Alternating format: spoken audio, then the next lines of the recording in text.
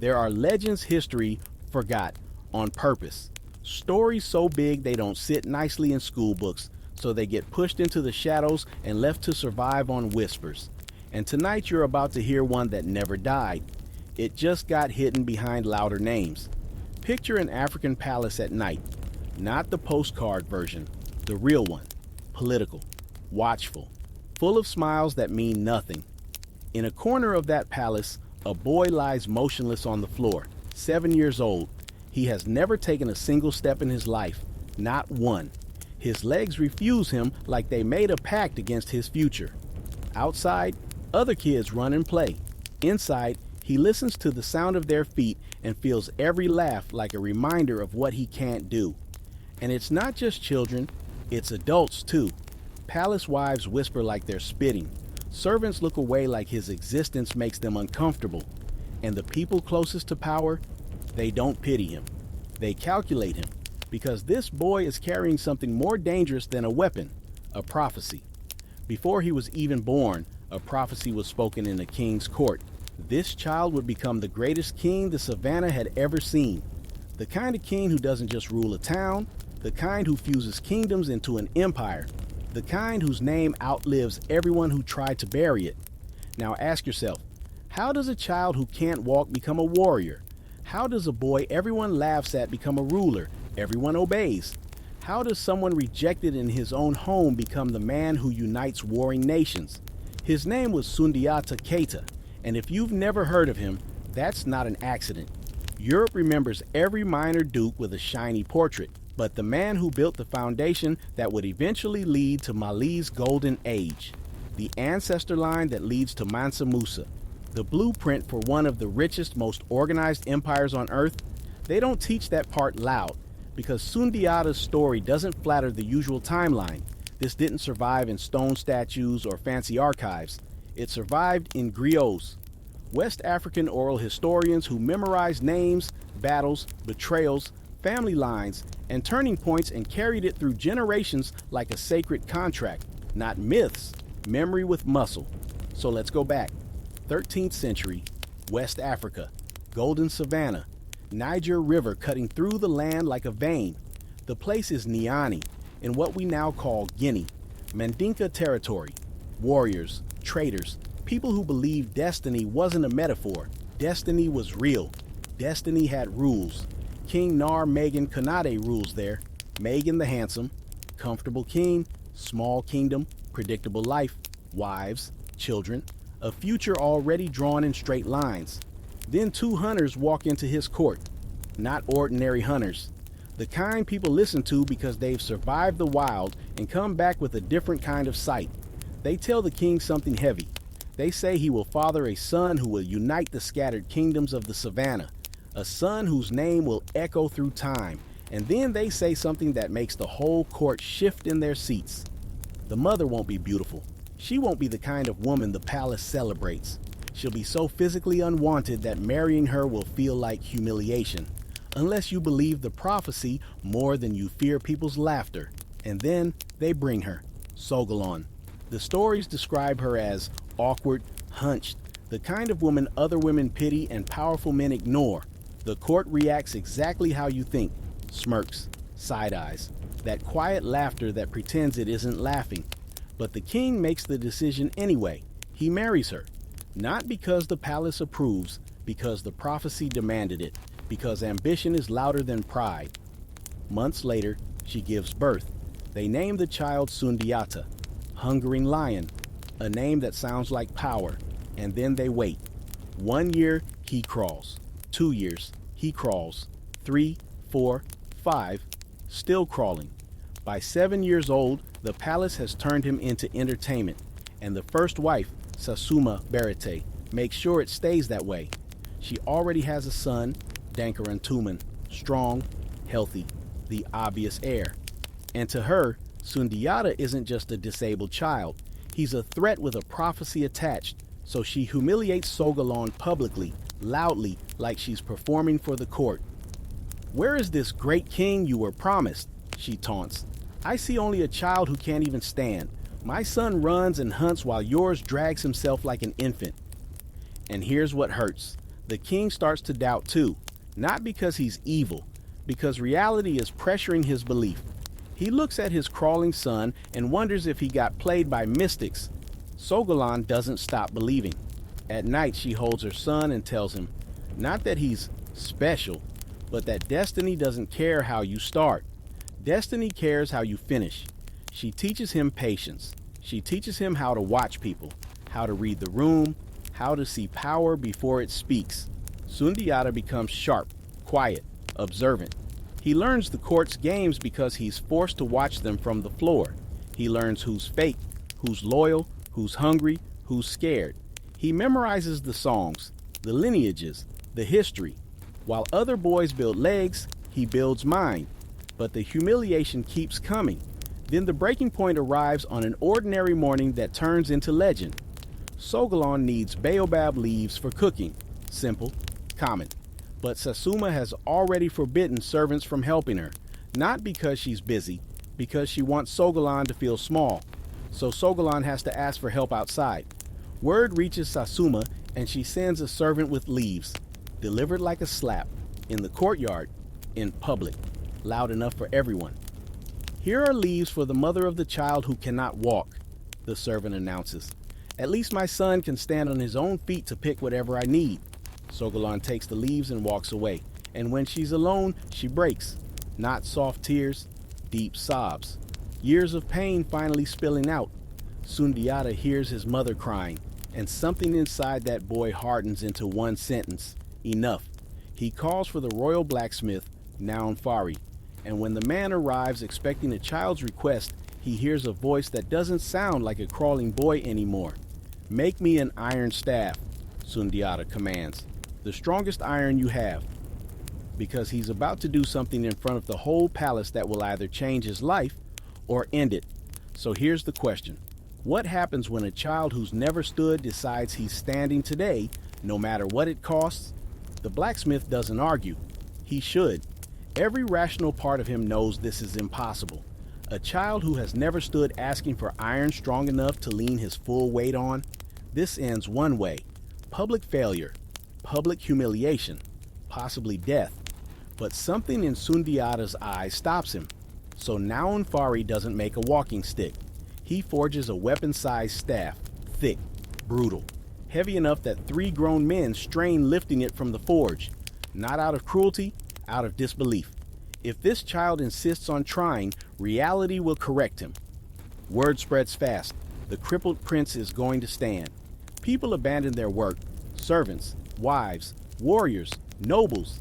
Everyone floods the courtyard, some hoping for a miracle, most hoping for entertainment. Sasuma arrives smiling, already tasting victory. This will end the prophecy forever. Sogolan watches silently. She doesn't pray out loud. She's done that already, for 7 years. The iron staff is brought forward. It hits the ground with a dull thud that echoes. Sundiata crawls to it, grips it with both hands. The metal is cold, unforgiving. He plants the end into the dirt. This is the moment everything stops. If he fails, the prophecy dies here. If he falls, he becomes a cautionary joke for generations. He pulls, nothing happens. Then something does. The iron bends, not snaps, not shifts. It bends. The courtyard freezes.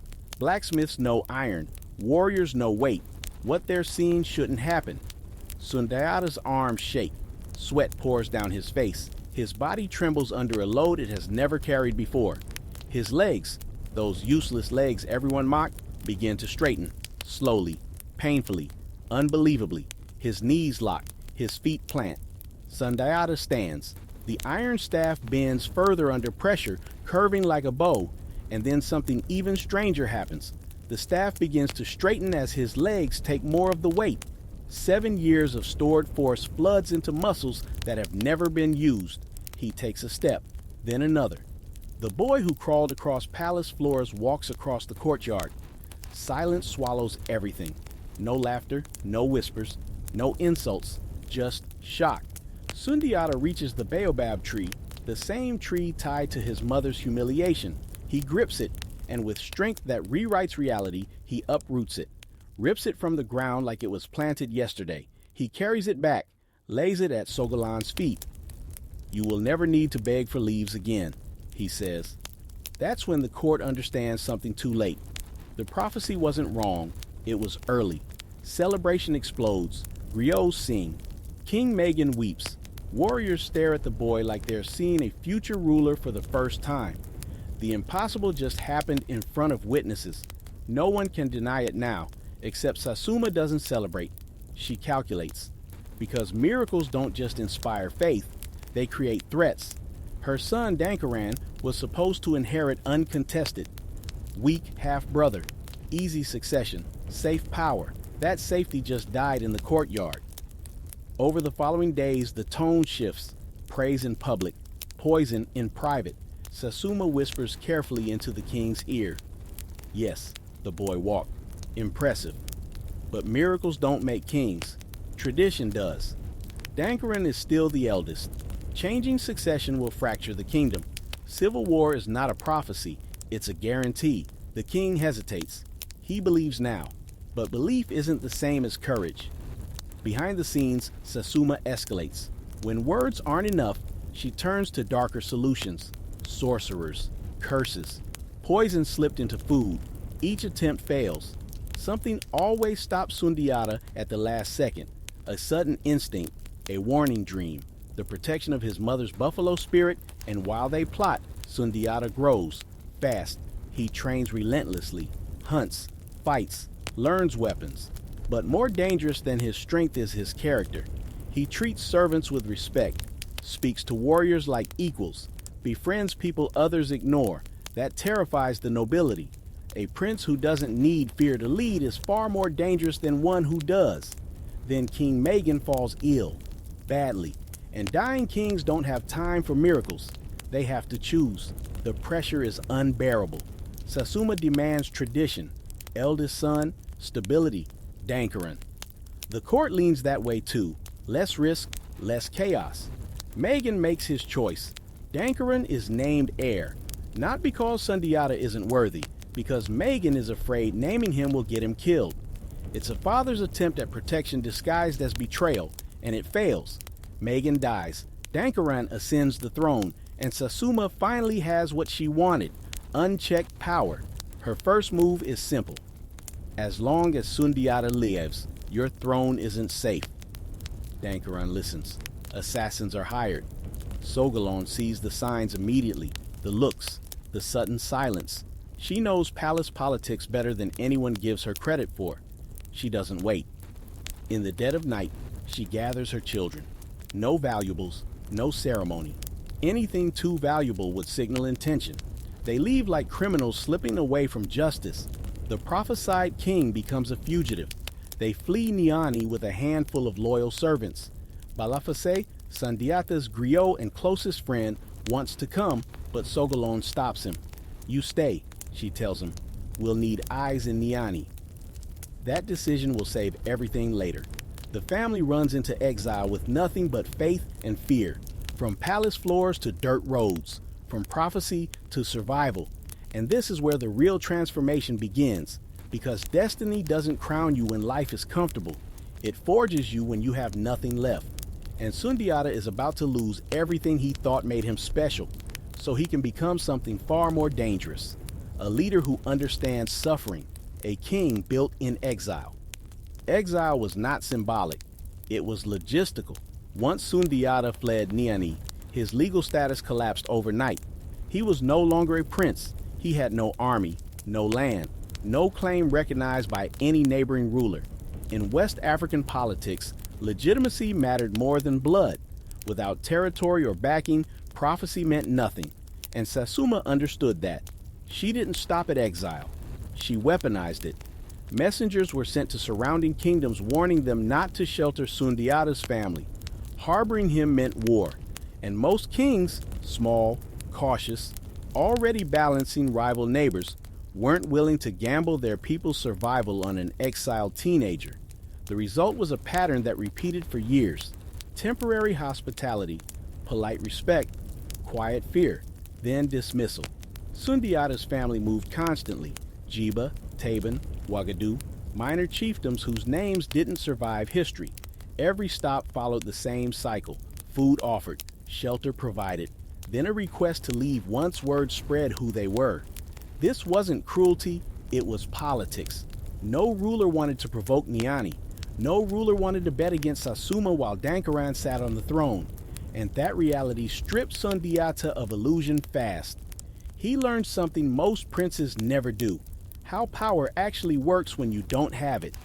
He learned how kings speak when they're afraid, how hospitality turns cold when risk appears, how alliances aren't built on sympathy but calculation. He learned to read hesitation in body language, to hear refusal hidden inside politeness. This education mattered more than any palace training. Meanwhile, Sogalon deteriorated. Years of travel destroyed her health: hunger, exposure, stress. She aged rapidly, but she never let doubt surface, not once.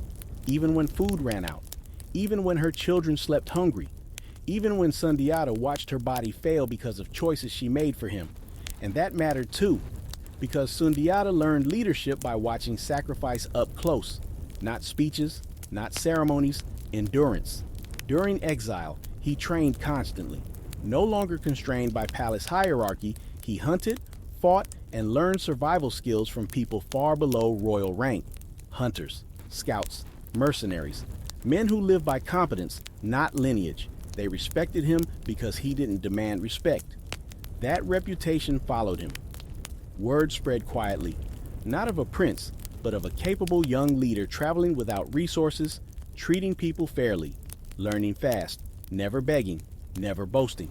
He built trust without offering reward, which made that trust real, and that network would matter later. The longest refuge came in Mema.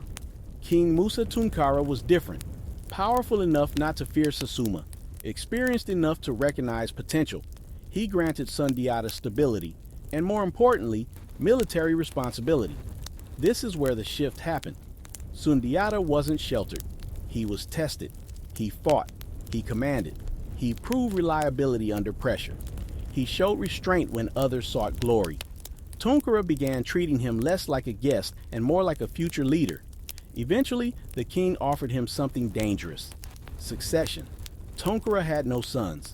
He saw in Sundiata a possible heir, safety, power, a kingdom ready-made. Most people would have accepted immediately. Sundiata didn't, because by this point, Exile had clarified something. His ambition wasn't personal security, it was unfinished responsibility. Nani wasn't just a birthplace, it was unresolved. And then the message arrived. Nani had fallen, not to rebellion, not to internal collapse, to conquest. A ruler named Sumanguru Kante had crushed Dankaran's forces. The king who exiled Sundiata had fled. The Mandinka homeland was now occupied. This changed everything, because exile was survivable. Occupation wasn't. Sumanguru wasn't a weak ruler. He was a centralizing force, militarily aggressive, politically brutal. His expansion threatened every kingdom in the region, including Mima. Tunkara understood the implication immediately. If Sumanguru wasn't stopped, no one would be safe. And for the first time since exile began, Sundiata wasn't running from danger. Danger was moving toward him. This is where the narrative pivots from survival to strategy. Not destiny, not myth, power consolidation. Because Sundiata now faced a decision that would determine whether he remained a displaced noble or became a regional force capable of reshaping West Africa. And this time, retreat was no longer an option. Sundiata did not answer a call. He assessed the threat. Sumanguru Kante wasn't just occupying Nani. He was dismantling regional balance. He absorbed territories instead of negotiating with them. He replaced local elites with loyal enforcers. Trade routes were seized. Tribute became extraction. That made him a structural problem. If left unchecked, Sumanguru would dominate the savannah. Every smaller kingdom understood this. They just didn't know how to stop it. That's where Sundiata became relevant. Not because of prophecy, because of positioning. Sundiata had something rare: legitimacy across multiple networks, Mandinka by birth, proven military value in Mama, personal relationships with hunters, warriors, and minor rulers built during exile. He wasn't tied to one faction. He could move between them. King Tunkara saw this clearly.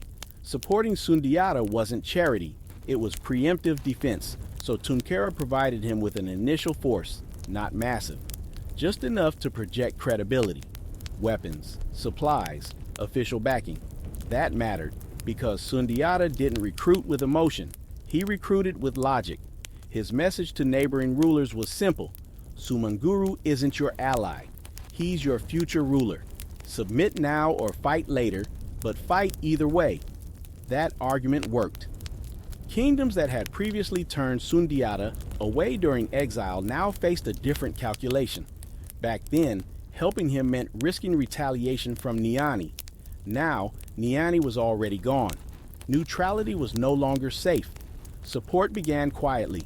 A few warriors here, supplies there. No public declarations yet. Everyone waited to see if Sundiata was viable. And Sundiata understood this hesitation, so he didn't demand loyalty. He demonstrated capacity. He moved fast. He avoided large engagements. He targeted vulnerable supply routes. He liberated small territories Sumanguru had overextended into. Each success increased his credibility. Momentum replaced prophecy. At the same time, intelligence mattered. And this is where Bala Faseke becomes critical. While Sundiata was in exile, Bala remained in Nani, first under Dankaran, then under Sumanguru. This wasn't betrayal. Griots served power to preserve information. Survival was their duty. That placement gave Bala access. Sumanguru valued griots. He liked performance. He liked reputation. He underestimated observation. And Bala observed everything. He learned Sumanguru's habits, his routines, his decision-making patterns, his psychological weaknesses. He learned that Sumanguru relied heavily on symbolic invincibility. Fear was his primary weapon. The image mattered as much as force, and that meant the image could be broken. Bala also learned something more specific. Sumanguru's authority wasn't just military, it was ritualized. He surrounded himself with objects meant to project spiritual dominance, charms, totems, instruments tied to legitimacy. These weren't superstition in that context. They were political tools. They reinforced obedience. If those symbols failed publicly, control would collapse. Bala eventually escaped, not dramatically, strategically. Timing mattered more than speed. When he reached Sundiata's camp, the value of his information was immediate. This wasn't about magic. It was about counter-symbolism, removing perceived invulnerability. That's how Sundiata framed it. He didn't promise his soldiers immortality. He promised them a chance to fight an enemy who could bleed. That distinction changed morale. Now, Sundiata accelerated. He formalized alliances, not conquest, agreements, autonomy in exchange for coordination. No forced conversion, no cultural erasure. Shared defense, shared trade protection. This was new. Most empires expanded vertically. Sundiata built laterally. By the time Sumanguru realized the scale of opposition forming, it was too late. What he thought were isolated uprisings were connected. The battlefield at Karina wasn't chosen randomly. It forced engagement.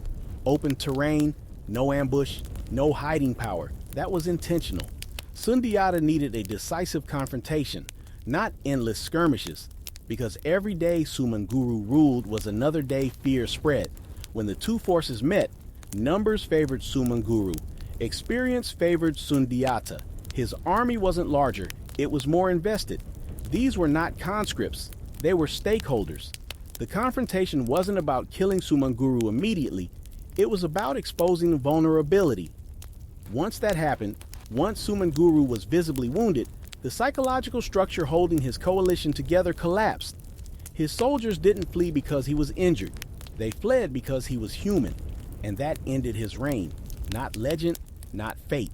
Political collapse. What followed wasn't revenge, it was reorganization. Because defeating a conqueror doesn't automatically create stability. That's the part most leaders fail at. Sundiata didn't. And that's where his real impact begins. Removing Sumanguru created a vacuum. That was the real danger. West Africa had seen this pattern before. A tyrant falls, rival warlords rush in, fragmentation follows.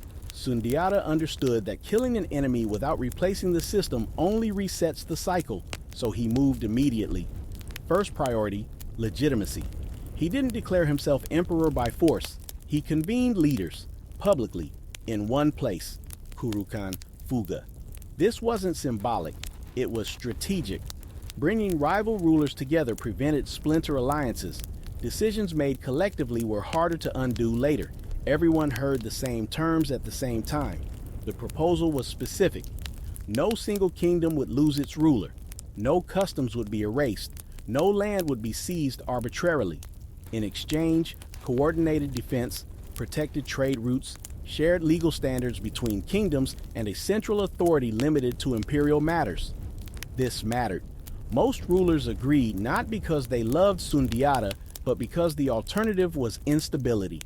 The memory of Sumanguru was fresh. No one wanted another unchecked conqueror. This structure became the Mali Confederation, not conquest-based, agreement-based. That distinction explains its longevity. Next priority, law. Sundiata didn't rely on charisma alone.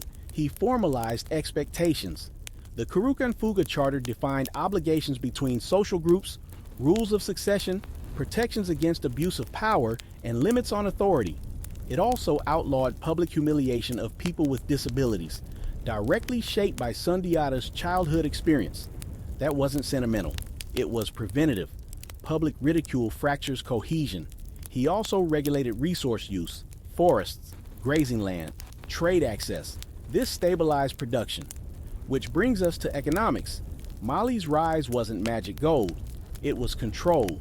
Control of trans-Saharan routes, gold southbound, salt northbound. Security along those corridors reduced risk. Reduced risk increased volume. Merchants invested because contracts were enforced.